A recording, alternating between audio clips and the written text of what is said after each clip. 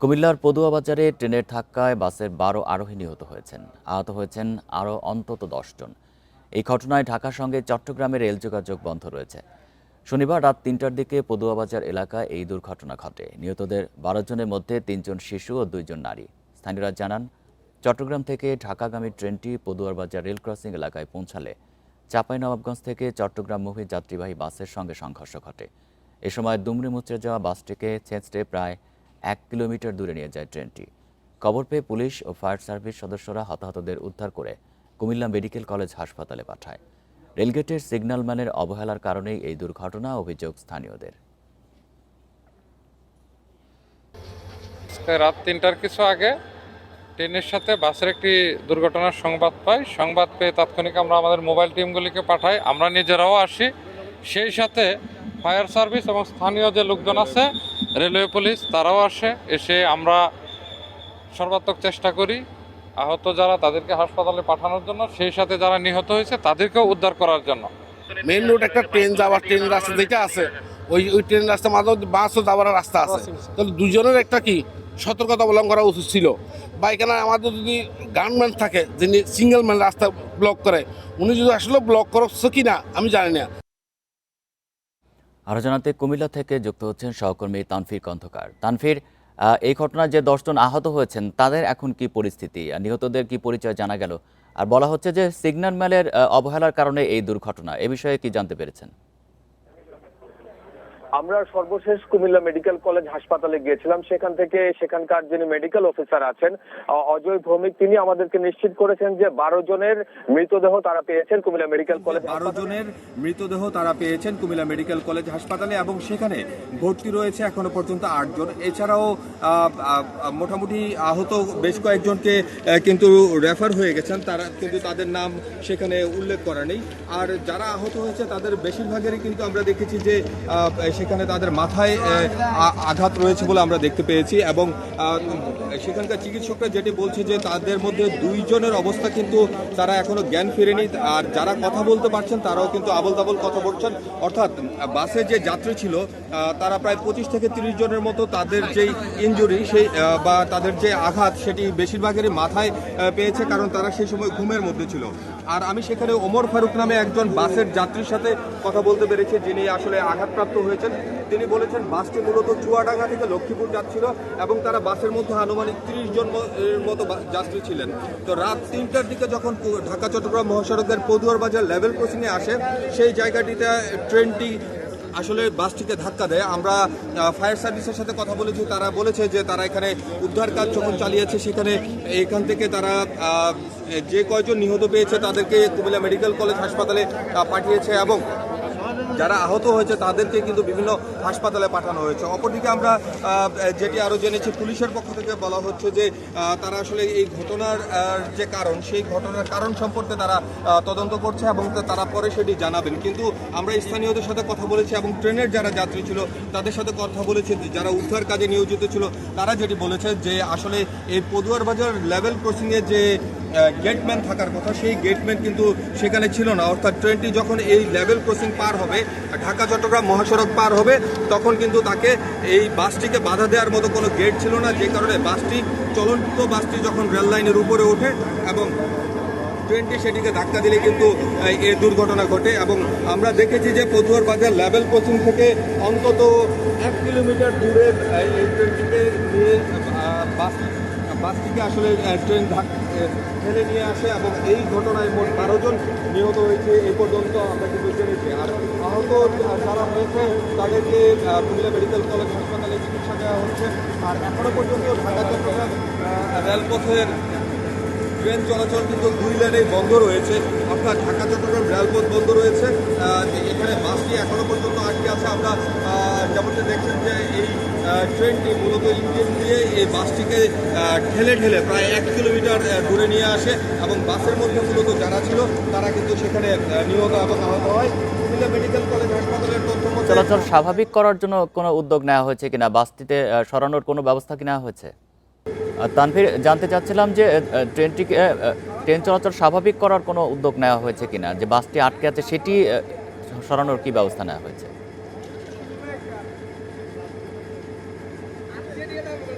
আমরা আসলে এখানে দেখেছি যে কুমিল্লা জেলা প্রশাসক এসেছেন, হাইওয়ে পুলিশ সুপার এসেছেন। তারা কিন্তু বলছেন যে এখান থেকে বাসটি উদ্ধার করার জন্য মূলত রেলওয়ের যে উদ্ধারকারী ট্রেন সেটি আসলে আখাউড়া জংশন কিংবা লাকসাম রেলওয়ে জংশন রয়েছে সেখানে আসলে জানানো হয়েছে এবং সেখান থেকে উদ্ধারকারী ট্রেন এসে মূলত বাসটিতে ওখানে কিন্তু ট্রেন চলাচল সচল করার কোনো সুযোগ নেই। তো সে পর্যন্ত আসলে অপেক্ষা করতে হবে ট্রেন চলাচল সচল করার জন্য। আর রাত 3টায় আসলে এই দুর্ঘটনাটি ঘটেছে। আর এখন সকাল 7টা, অর্থাৎ 4 ঘন্টা কিন্তু ইতোমধ্যে পার হয়ে গেছে, যেখানে কিন্তু ঢাকা চট্টগ্রাম রেলপথ বন্ধ রয়েছে। এই বন্ধ থাকার কারণে বিভিন্ন স্টেশনে কিন্তু রেল আটকা পড়েছে বলেও আমরা জেনেছি। তবে এখনো পর্যন্ত উদ্ধারকারী ট্রেন আসলে কত দূর এসে পৌঁছেছে সেই বিষয়টিও কিন্তু নিশ্চিত করতে পারছে না আসলে রেলওয়ে কর্তৃপক্ষ। তারা যেটি বলছে যে উদ্ধারকারী ট্রেন আখাউড়া থেকে আসবে, না হয় লাকসাম রেলওয়ে জংশন থেকে আসবে। পরবর্তীতে এই বাসটিকে সরিয়ে নেওয়ার পর যেই ট্রেনের ইঞ্জিনটি ক্ষতিগ্রস্ত হয়েছে সেটিকে সারানোর পর আসলে এই পথে রেল চলাচল স্বাভাবিক হবে। আর আমরা দেখেছি যে এই ট্রেনটি যেটি মূলত হচ্ছে ঢাকা মেল ট্রেনটি চট্টগ্রাম থেকে ঢাকার দিকে যাচ্ছিল।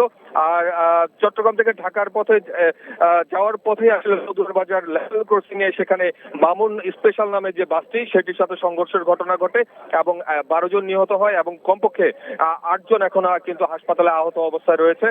তবে কতক্ষণ পর্যন্ত আসলে এই রেল লাইন বন্ধ থাকবে সেটি কিন্তু বলা যাচ্ছে না। আমরা দেখেছি রাত থেকেই কিন্তু এখানে ফায়ার সার্ভিস, জেলা পুলিশ, হাইওয়ে পুলিশ এবং সেনাবাহিনীর সদস্যরা আসলে উদ্ধার কাজে নিজেদেরকে নিয়োজিত করেছেন। এবং আমরা ফায়ার সার্ভিসের যিনি সহকারী পরিচালক মোহাম্মদ ইদ্রিস, তার সাথে কথা বলেছিলাম। তিনি যেটি বলছেন যে প্রাথমিকভাবে ধারণা করা হচ্ছে ট্রেনের যে গেটম্যান তিনি সেখানে বাসটিকে আটকানোর জন্য যে গেট সেটি আসলে ফেলেননি, যে কারণে মূলত এই দুর্ঘটনা ঘটেছে। তিনি কিন্তু প্রাথমিকভাবে সেটি বলেছেন।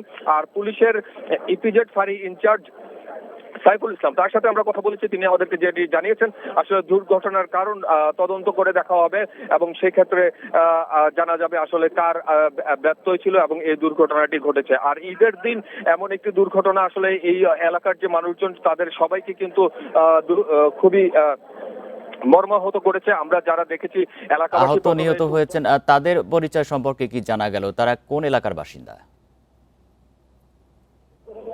আমরা যেটি জেনেছি যে যারা আহত হয়েছেন তারা কিন্তু বেশিরভাগই উত্তরবঙ্গ থেকে চট্টগ্রামগামী ছিলেন এবং এই মামুন স্পেশাল যে বাসটি সেটি কিন্তু চুয়াডাঙ্গা থেকে শুরু করে উত্তরবঙ্গের যে যাত্রীরা চুয়াডাঙ্গা থেকে শুরু করে উত্তরবঙ্গের যে যাত্রীরা তাদেরকে নিয়েই কিন্তু মূলত চট্টগ্রামের উদ্দেশ্যে রওনা হন। আর যারা আহত হয়েছে তারা যেহেতু কথা বলতে পারছেন না, তো আমি আসলে একজনের সাথে কথা বলতে পেরেছি। তিনি যেটি বলেছেন যে তিনি চুয়াডাঙ্গা থেকে লক্ষ্মীপুর যাচ্ছিলেন ঈদের ছুটি কাটাতে তার ছোট ভাইয়ের বাসায়।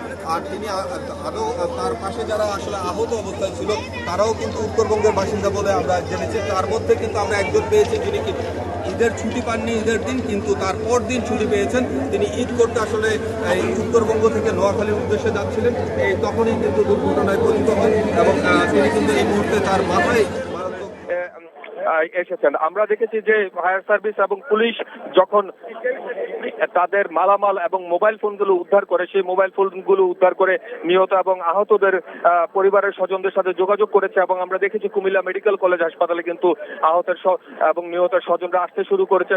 তা আমরা আরো কিছুক্ষণ পর আসলে জানতে পারবো যে আসলে নিহত এবং আহতদের পরিচয় কি, কারণ এখনো যারা আহত হয়েছে তাদের পক্ষ থেকে আসলে কিছুই বলা যাচ্ছে না। আর আমরা যেটি জেনেছি যে কুমিল্লা মেডিকেল কলেজ হাসপাতালে এসেছিল আরো 18 জন আহত, তারা আসলে কোনো ধরনের নাম এন্ট্রি ছাড়াই কিন্তু সেখান থেকে ঢাকার উদ্দেশ্যে রেফার হয়ে গিয়েছে। আর আমি যদি আপনাদের একটু দেখানোর চেষ্টা করি যে ঢাকা মেল যে ট্রেনটি, সেই ট্রেনের যে ইঞ্জিনটি আসলে বাসের ভেতরে একদম ঢুকে গেছে, অর্থাৎ বাসের যে ডান পাশ যে পাশে আসলে চালক বসে সেই পাশে কিন্তু অর্ধেক পুরোপুরো ভিতরে ঢুকে গেছে। এই পাশে আসলে যারাই বসেছিল তারাই কিন্তু আর কেউই জীবিত নেই বলে আমাদেরকে কিন্তু প্রত্যক্ষদর্শীরা বলছে, কারণ বাসটি আসলে দুমড়ে মুচড়ে গিয়েছে এবং পদুয়ার বাজার যেখানে আসলে দুর্ঘটনা ঘটেছে সেই দুর্ঘটনা থেকে প্রায় 1 কিলোমিটার দূরে চলে এসেছে। আর যেহেতু রাত 3টার সময় দুর্ঘটনা, সেই দুর্ঘটনার সময় মূলত সবাই বাসের মধ্যে যারা যাত্রী থাকেন তারা ঘুমিয়ে থাকেন, যে কারণে কিন্তু এই হতাহতের সংখ্যা বেড়েছে। এবং আমরা প্রত্যক্ষদর্শী বেশ কয়েকজন যাত্রীর সাথে কথা বলেছি, তারা বলেছে যে প্রথমে যে দুর্ঘটনার ঘটে সেই সময় তারা 999-এ ফোন দিয়েছিল, অর্থাৎ জরুরি নম্বর 999-এ ফোন দিয়েছিল, বেশ কয়েকবার ফোন দেওয়ার পর আসলে তারা যোগাযোগ করার চেষ্টা করতে পারে এবং এখানকার যারা পুলিশ রয়েছেন তারা কিন্তু তাদেরকে সাড়া দেন এবং রাত 3টায় দুর্ঘটনা ঘটে এবং এখানে রাত 3:30টায় কিন্তু উদ্ধার কাজ শুরু হয়। কিন্তু এই ঢাকা চট্টগ্রাম রেলপথের উপর থেকে আসলে এই বাসটিকে কতক্ষণ নাগাদ সরানো যাবে সেই বিষয়ে আসলে আমাদেরকে কেউই জানাতে পারেননি। আমরা যদি বাসের কাছে আরো একটু দেখানোর চেষ্টা করি যে বাসের ভেতরের যে চিত্র সেটি কিন্তু একেবারে দুমড়ে মুচড়ে গিয়েছে এবং ট্রেনের যে ইঞ্জিনটি সেটি কিন্তু বাসের প্রায় অর্ধেকেরও বেশি অংশ জুড়ে ভেতরে প্রবেশ করেছে। এখানে যে সিটগুলো আছে সেগুলো বাস ভেদ করে তার যে বিষয় একটু জানাবেন যে যে সিগন্যালম্যানের কথা বলা হচ্ছিল তার সাথে কথা বলা সম্ভব হয়েছে কিনা, পুলিশের পক্ষ থেকে এখন পর্যন্ত কি ব্যবস্থা নেওয়া হয়েছে? পুলিশের পক্ষ থেকে আসলে এই যে ট্রেন দুর্ঘটনাগুলো ঘটে সেগুলো আসলে রেল পুলিশ সেগুলোর তদন্ত করে থাকে কিংবা রেলওয়ের যে নিরাপত্তা বাহিনী আছে সেই তারা আসলে সেই তদন্ত কাজগুলো করে থাকেন। কিন্তু এখনো পর্যন্ত আমরা দেখেছি রেলওয়ের যারা কর্মকর্তা এসেছেন তারা ঘটনাস্থল পরিদর্শন করেছেন, তারা আহত নিহতের যে খোঁজ খবর সেগুলো নিচ্ছেন এবং এখানে যে গেটম্যান থাকার বিষয়টি সেই বিষয়ে আসলে কি ধরনের ব্যত্যয় ঘটেছে সেগুলো তারা খোঁজ খবর করছেন। কিন্তু এখনো যারা নিহত হয়েছে সেই ঘটনায় কোনো মামলার বিষয় কিংবা যারা আহত হয়েছেন তাদের সাথে দেখা করতে কিন্তু আমরা তাদেরকে দেখিনি। কুমিল্লা মেডিকেল কলেজ হাসপাতালে যারা ভর্তি হয়েছেন সেখানে মেডিকেল কর্তৃপক্ষই তাদের চিকিৎসকরা কিন্তু সেখানে দেখাশোনা করছেন এবং তারা সেখান থেকেই মূলত তাদের স্বজনদের সাথে যোগাযোগ করছে। তবে রেল কর্তৃপক্ষের কাছ থেকে আমরা এখনো পর্যন্ত কোনো ধরনের সদুত্তর পাইনি। আর মূলত যারা যাত্রী ছিল তারা যেহেতু দূরপাল্লার যাত্রী, তারা আমরা দেখেছি যে অনেকেই কিন্তু ঈদের যে বাড়ি যেতে পারেনি, ঈদের দিন ছুটি পাননি, তারপর দিন ছুটি পেয়েছে, সেই ছুটিতেই কিন্তু মূলত তারা বাড়ির উদ্দেশ্যে যাচ্ছিল এবং তাদের যে ব্যাগপত্র সেগুলো কিন্তু এখনো সেখানে পড়ে আছে এবং সেগুলো ছেড়েই কিন্তু তাদেরকে যেতে হয়েছে। আর যারা নিহত হয়েছে তাদের মধ্যে কিন্তু আমরা জানিয়েছি যে 7 জন কিন্তু পুরুষ, এর মধ্যে 3 জন শিশু এবং 2 জন নারী রয়েছে এবং তাদেরকে আসলে এই দুর্ঘটনাস্থল থেকেই নিহত অবস্থায় কুমিল্লা মেডিকেল কলেজ হাসপাতালে নিয়ে যাওয়া হয় বলে আমাদেরকে কুমিল্লা মেডিকেল কলেজ হাসপাতালের চিকিৎসকরা জানিয়েছেন। আর আহতদের মধ্যে আমরা কিছুক্ষণ আগেই জানলাম যে আহতদের মধ্যে 2 জনকে আইসিইউতে নেওয়া হয়েছে এবং তাদের অবস্থা কিন্তু গুরুতর। আর যে 18 জন আসলে সাধারণ চিকিৎসা নিয়ে চলে গিয়েছিলেন সেই 18 জনের আসলে নাম এন্ট্রি করা হয়নি। তার মানে আমরা যদি ধরি যে 12 জন নিহত হয়েছে এবং 18 জন সামান্য আহত হয়েছে, অর্থাৎ সেখানেই কিন্তু প্রায় 30 জন এবং আরো যে 8 জন ভর্তি রয়েছে, মোট 38 জন কিন্তু আহত হয়েছে বলে আমরা এই এখনো পর্যন্ত আসলে হিসেবে পাচ্ছি। তবে সেই সংখ্যাগুলো আমাদেরকে আরো বেশি জানাতে পারবে রেলওয়ের যারা নিরাপত্তা কর্মী রয়েছেন, যারা ফায়ার সার্ভিসের কর্মী রয়েছেন, তারা আসলে আলো ফোটার পর এখানে আরো অনেক বেশি খোঁজ খবর নিয়েছেন এবং তারা চেষ্টা করছেন যে কোথাও কোনো আরো কেউ আহত পড়ে আছে কিনা কিংবা নিহত রয়েছে কিনা। কারণ যে দুর্ঘটনাস্থল সেই দুর্ঘটনাস্থল থেকে কিন্তু বাসটিকে প্রায় 1 কিলোমিটার আরো উত্তর দিকে নিয়ে আসা হয়েছে, অর্থাৎ বাসটিকে কিন্তু ছেঁচড়ে নিয়ে যাবার সময় আসলে এই হতাহতের সংখ্যা কিন্তু বাড়ে। সেটি কিন্তু আমাদেরকে ফায়ার সার্ভিসের লোকজন বলেছে এবং তারা যেটি বলেছে যে বাসটিকে যখন ট্রেনটি নিয়ে আসছিল তখন কিন্তু যারা এই বাসের ভিতরে ছিল তারা কিন্তু আহত এবং নিহত অবস্থায় কিন্তু ছিটকে পড়ে। তাদেরকে কিন্তু রেল লাইনের 2 পাশ থেকে উদ্ধার করা হয় এবং পরবর্তীতে তাদেরকে পুলিশের গাড়ির মাধ্যমে কিন্তু কুমিল্লা মেডিকেল কলেজ হাসপাতালে পাঠানো হয়। আর এই যে বাসের নাম্বার সেটি হচ্ছে ঢাকা মেট্রো ব 147783। এই বাসটি মামুন স্পেশাল নামে বাসটি মূলত চুয়াডাঙ্গা থেকে লক্ষ্মীপুরের উদ্দেশ্যে যাচ্ছিল। আর এই বাসের মধ্যে যারাই ছিল তারা মূলত কিন্তু ঈদে বাড়ি ফেরার চেষ্টা করছিল কিংবা বাড়ি থেকে আসলে কর্মস্থলে যাওয়ার চেষ্টা করছিল। আর ঈদের দিনে এই যে দুর্ঘটনা, সেই দুর্ঘটনার কারণে আমরা দেখেছি তারা কিন্তু সবাই ব্যথিত। আসলে স্থানীয় যারা উদ্ধার কাজে এসেছিলেন তারা বলছেন যে এই সারা দেশে যখন খুশির জোয়ার বইছে সেই সময় কুমিল্লাতে এত বড় একটি দুর্ঘটনা সেটি কিন্তু। তানভীর, আপনি সংবাদ সংগ্রহ করতে থাকুন, নিশ্চয় পরবর্তীতে আমরা প্রয়োজনে আবারও আপনার কাছে ফিরব। ফেনীতে বাস, অ্যাম্বুলেন্স, মোটরসাইকেলের ত্রিমুখী সংঘর্ষে 3 জন নিহত হয়েছেন। এই ঘটনায় আহত হয়েছেন আরও অন্তত 3 জন। রাত 3টার দিকে লালপোল বাজার সেতু এলাকায় এই দুর্ঘটনা ঘটে। আরও জানাতে ঘটনাস্থল থেকে আছেন সহকর্মী সমীর উদ্দিন। সমীর, কিভাবে এই দুর্ঘটনাটি ঘটলো জানাবেন, আর আহতদের কি পরিস্থিতি? আসলে রাত 3টার দিকে শ্যামলী পরিবহন ঢাকা থেকে চট্টগ্রামের উদ্দেশ্যে রওনা দিচ্ছিল, যখন লালপোল সেতু ব্রিজ এলাকায় শ্যামলী পরিবহনের বাসটি এসে দাঁড়ায়। তার সাথে পিছন থেকে অ্যাম্বুলেন্স একটির সাথে ধাক্কা লাগার পরে তাদের দুইজনের সাথে অ্যাম্বুলেন্স এবং শ্যামলী পরিবহনের লোকজনের সাথে তর্কাতর্কির এক পর্যায়ে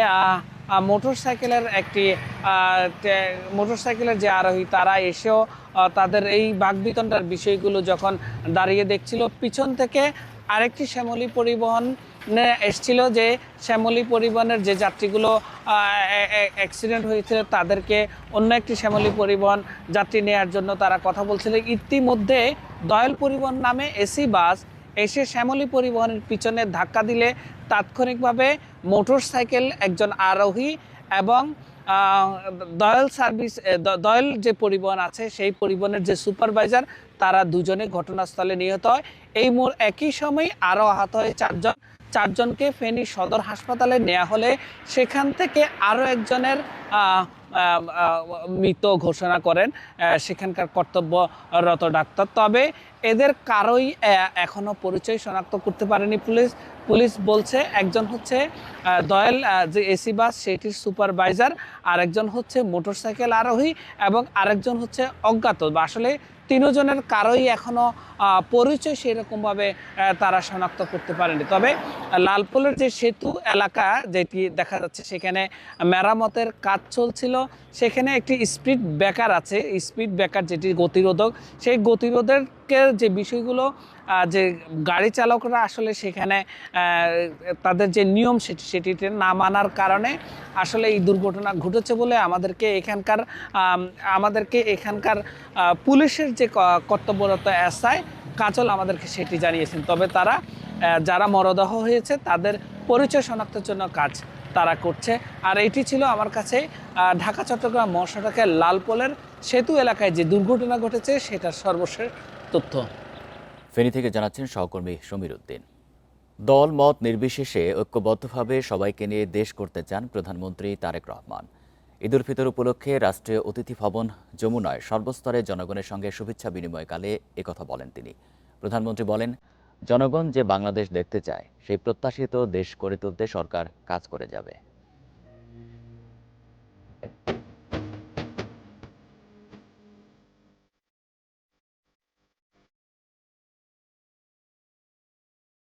রাষ্ট্রীয় অতিথি ভবন যমুনায় প্রথমে বিদেশি কূটনীতিকদের সঙ্গে শুভেচ্ছা বিনিময় করেন প্রধানমন্ত্রী তারেক রহমান। তার সঙ্গে ছিলেন স্ত্রী ডাক্তার জুবাইদা রহমান। এরপর মন্ত্রিপরিষদের সদস্য, সংসদ সদস্য, বিশিষ্ট নাগরিক সহ সর্বস্তরের মানুষের সঙ্গে শুভেচ্ছা বিনিময় করেন প্রধানমন্ত্রী। 17 বছর লন্ডনে অবস্থানের পর দেশে তারেক রহমানের এটিই প্রথম ঈদ উদযাপন। দীর্ঘদিন পর প্রধানমন্ত্রীকে ঈদের শুভেচ্ছা জানাতে পেরে উচ্ছ্বসিত দলের নেতাকর্মীরাও। দেশবাসীর সুখ, শান্তি ও সমৃদ্ধি কামনা করে সবাইকে ঈদের শুভেচ্ছা জানান প্রধানমন্ত্রী। সকলকে ঐক্যবদ্ধ থাকার আহ্বান জানিয়ে প্রধানমন্ত্রী বলেন, দল মত নির্বিশেষে সবাইকে সঙ্গে নিয়েই এগিয়ে যেতে হবে। আল্লাহ রাব্বুল আলামিনের কাছে আমরা রহমত চাই, যেন আল্লাহ আমাদেরকে সেই রহমত দেন যাতে করে আমরা বাংলাদেশের মানুষের সেই প্রত্যাশিত সেই বাংলাদেশকে ধীরে ধীরে গড়ে তুলতে পারি। প্রধানমন্ত্রী বলেন, জনগণের সমর্থন ও সহযোগিতা থাকলে নির্বাচিত সরকার দেশ গঠনের কাজে সর্বোচ্চ শক্তি দিয়ে এগিয়ে যাবে। দেশবাসীর কাছে আমি অনুরোধ জানাবো যে আপনাদের সহযোগিতা যদি থাকে, ইনশাল্লাহ আপনাদের এই নির্বাচিত সরকার দেশকে আপনাদের চাওয়া অনুযায়ী দেশ গঠনের কাজে সর্বোচ্চ শক্তি দিয়ে চেষ্টা চালিয়ে যাবে। সকলকে আমি আবারও ঈদের শুভেচ্ছা জানাই। সকলে, দেশের সকল মানুষ, দল মত নির্বিশেষে সকল মানুষ ইনশাল্লাহ ভালো থাকবেন, সুস্থ থাকবেন। 17 বছর পর দেশে ঈদ করলেন প্রধানমন্ত্রী তারেক রহমান। জনগণকে ঈদের শুভেচ্ছা জানিয়ে প্রত্যাশিত বাংলাদেশ গড়তে সবার সহযোগিতা চাইলেন প্রধানমন্ত্রী। যমুনায় ঈদ শুভেচ্ছার পর পরিবারের সদস্যদের নিয়ে জিয়া উদ্যানে শহীদ রাষ্ট্রপতি জিয়াউর রহমান ও বেগম খালেদা জিয়ার কবর জিয়ারত করেন প্রধানমন্ত্রী। Jahanara Parvin, Independent news, Dhaka. বিনোদন কেন্দ্রগুলোর পাশাপাশি হাতিরঝিল, জিয়া উদ্যান, রমনা পার্কের মতো খোলা জায়গায়ও ঘুরেছেন রাজধানীবাসী। বেশিরভাগই বের হন পরিবার নিয়ে। ফাঁকা রাস্তায়, রিক্সা গাড়িতেও ঘুরতে দেখা গেছে মানুষকে।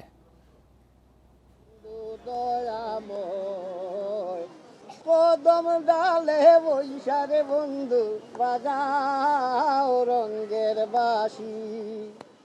কেউ গানে, কেউ বা খেলাধুলায় ঈদের আনন্দঘন মুহূর্ত কাটান নিজের মতো করে। বয়সের পার্থক্যই ঠিক করে দেয় উদযাপনের ধরন। নগর জীবনের ব্যস্ততায় হাঁপিয়ে ওঠা মানুষ ছুটি উপভোগ করেন প্রাকৃতিক পরিবেশে। কেউ বন্ধু-বান্ধব, আবার কেউ পরিবার নিয়ে বের হন। তাদের পছন্দের তালিকায় জিয়া উদ্যান, রমনা পার্ক আর হাতিরঝিলের মতো জায়গা। আমাদের জন্য দুইটা বা আনন্দ আসে, এই আনন্দের সবাই মিলা করি এবং এইখানে আমি গান গাইয়া মনে সুখ দুঃখ প্রকাশ করি। ঈদের দিন সব থেকে মিস করতেছি ফ্যামিলিকে। ব্যতিক্রমও আছে, নির্দিষ্ট গন্তব্য ছাড়াও ঘুরছেন অনেকে। রিক্সা, মোটরসাইকেল আর ব্যক্তিগত গাড়িতে নামেন ফাঁকা রাজপথে। বাবা মায়েরা শিশুদের নিয়ে গেছেন তাদের পছন্দের জায়গায়। সারা বছর আসা হয় না, খোলা পরিবেশে হাঁটবে, দৌড়বে, খেলবে, এই তো। রমনা পার্কে আমার মনে হলো যে একটু পরিবেশটা সুন্দর, প্লাস হচ্ছে প্রাকৃতিক পরিবেশ। নাগরিক দায়িত্ব কিংবা জরুরি সেবার কর্মীরাও ছিলেন ঘোরাঘুরির দলে। আইনশৃঙ্খলা বাহিনীর সদস্যদেরও ডিউটি শেষে পরিবার নিয়ে ঘুরতে দেখা গেছে। আই স্পেশাল আনন্দ, ঈদ খুশি। ঢাকা শহরে তেমন প্লেস পাওয়া যায় না কোথাও, তো আমরা বাবু নিয়ে এখানে আসলাম আর কি। খুব ছেলেপেলেও খুব খুশি, আমরাও খুশি। রাজধানীর মুক্ত আকাশের বিনোদন কেন্দ্রগুলোর পাশাপাশি ফুটপাতের ফুচকা, ভেলপুরি, চটপটির দোকানেও ভিড় দেখা গেছে বিভিন্ন শ্রেণীর মানুষকে। নাফিজাতুল্লাহ, ইন্ডিপেন্ডেন্ট নিউজ, ঢাকা। গণ বৃক্ষরোপণ কর্মসূচি হতে হবে বিদেশি আগ্রাসী আকাশমণি ও ইউক্যালিপটাস গাছ মুক্ত। দেশীয় দ্রুত বর্ধনশীল গাছ দিয়ে সরকারের সবুজায়ন পরিকল্পনা সফল করা সম্ভব। এতে ফল, কাঠ ও জ্বালানির চাহিদা মিটবে বলে মনে করেন পরিবেশ ও বন্যপ্রাণী গবেষকেরা। আর পরিবেশ ও বনমন্ত্রী বলছেন, পার্বত্য চট্টগ্রাম ও উপকূলীয় এলাকাকে প্রাধান্য দিয়েই হবে বনায়ন। এপ্রিলে আসছে নতুন রূপরেখা। গাছের সাথে বন্যপ্রাণের সম্পর্ক জন্ম থেকেই। এর ডালে আবডালে বাসা বানিয়ে প্রজন্ম এগিয়ে চলে। আবার আহারের যোগানটাও আসে এই গাছ থেকেই।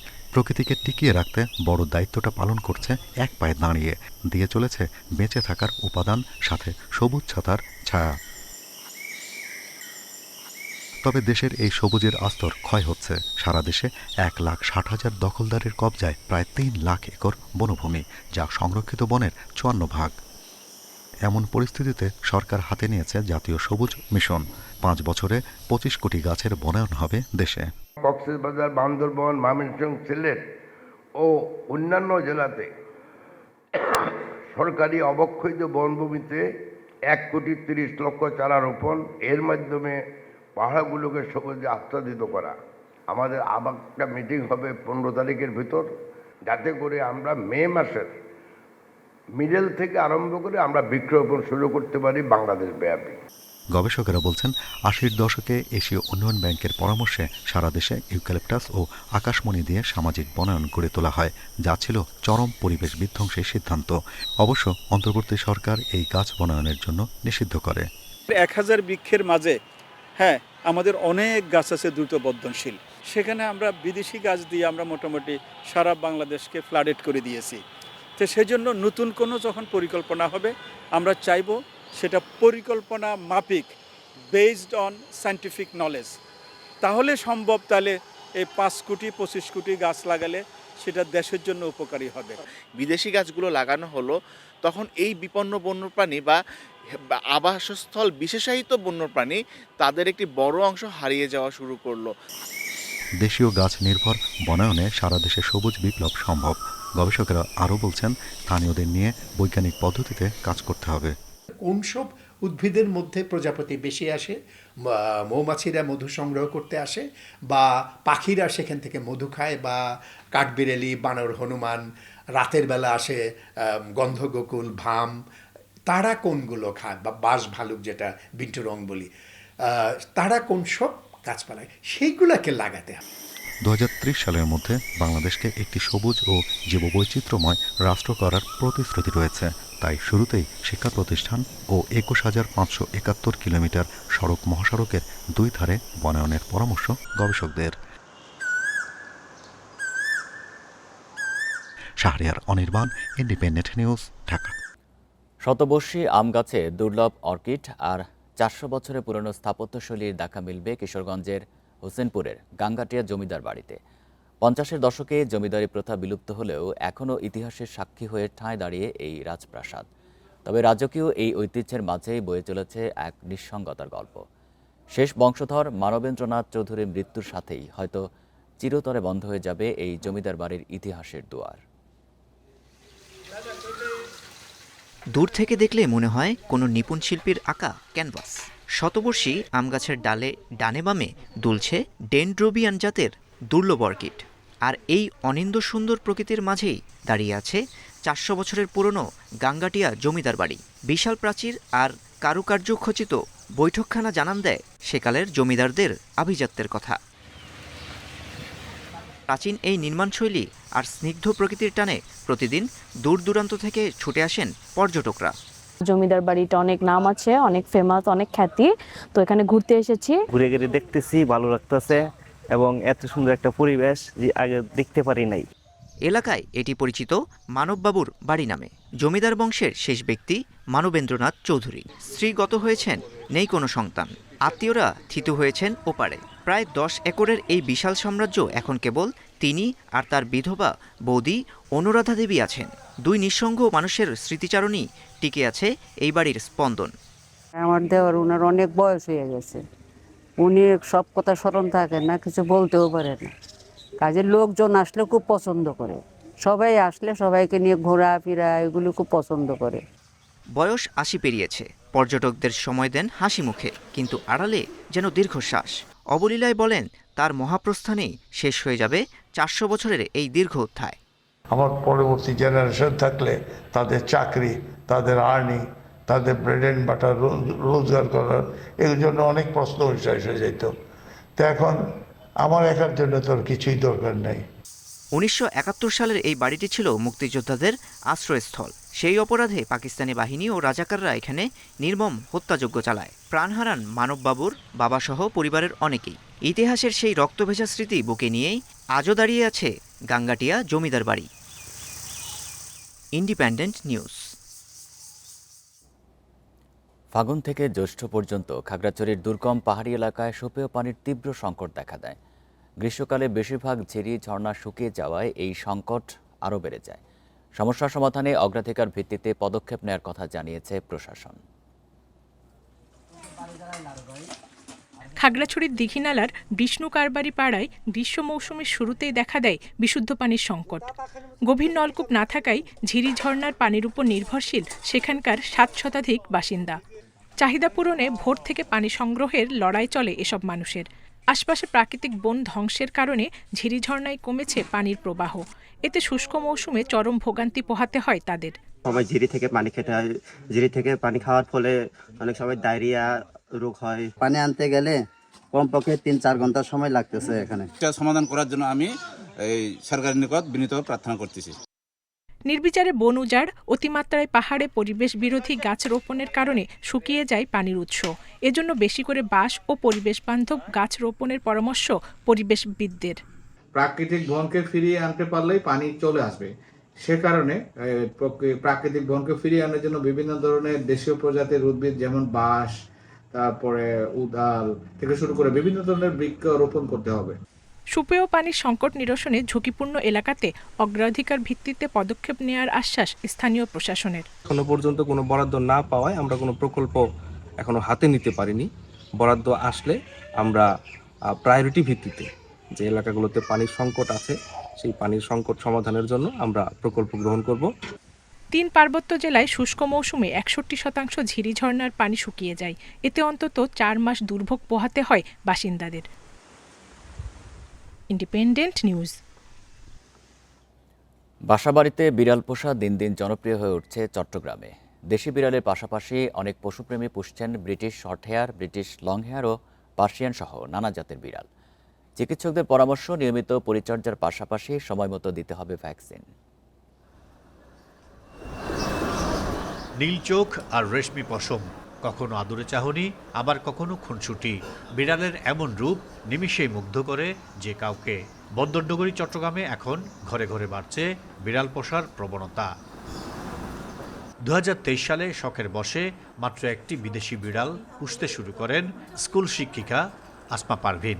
এখন তার রয়েছে 4টি বিড়াল, যেগুলো এখন তার পরিবারের অবিচ্ছেদ্য অংশ। এসব বিড়ালের জন্য রয়েছে আলাদা কক্ষ, পরিপাটি করে সাজানো বিছানা ও নানা ধরনের খাবার। নিয়মিত পরিচর্যার মাধ্যমেই তাদের সুস্থ রাখা হয়। এমনকি এ পর্যন্ত 18টি বিড়াল বিক্রিও করেছেন তিনি।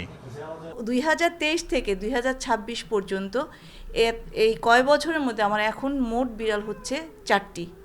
আমি British short hair baby sell করেছি, আমি পার্সিয়ান বেবি সেল করেছি, ব্রিটিশ লং হেয়ারের বেবিও আমি সেল করেছি।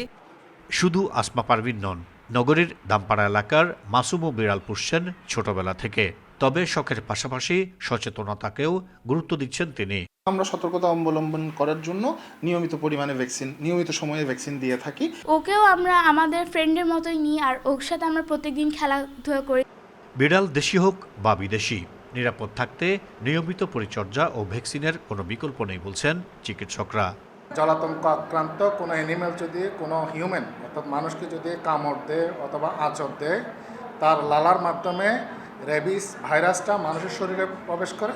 এটা একমাত্র রোগ যার কোনো একমাত্র প্রতিরোধ আছে, কোনো চিকিৎসা এ পর্যন্ত আধুনিক চিকিৎসা পদ্ধতিতে আবিষ্কার হয় না। শৌখিন এসব বিড়াল র্যাম্প শোতে অংশ নিয়ে জিতে নিচ্ছে পুরস্কারও। Ahsan Riton, independent news, Chittagong. এ ছিল এখনকার সংবাদে। ইন্ডিপেন্ডেন্ট টেলিভিশনের সব খবরের আরও বিস্তারিত জানতে চোখ রাখুন ফেসবুক, ইউটিউব এবং এক্সে। ধন্যবাদ সবাইকে।